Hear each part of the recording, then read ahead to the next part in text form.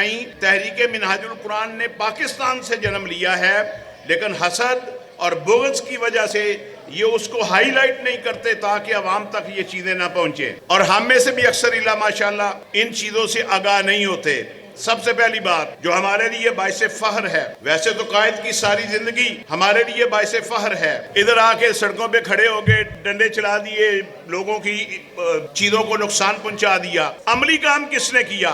عملی کام شیخ الاسلام ڈاکٹر محمد طاہر القادری نے کیا۔ ڈینش گورنمنٹ نے ایک قانون پاس کیا ہے۔ ان کو خطرہ کیا تھا؟ ان کو یہ تھا کہ ڈاکٹر صاحب کے صاحبزادگان پریکٹیکل فیلڈ میں نہیں آئیں گے، ہم ہی ہمیشہ کے لیے اس تحریک کے وارث رہیں گے۔ لیکن ڈاکٹر صاحب قائد محترم ایک پلاننگ کے ساتھ چلتے ہیں، انہیں پتا تھا کہ کب صاحبزادگان نے کون سا کام سنبھالنا ہے۔ آج عالم اسلام کے ایک نیرے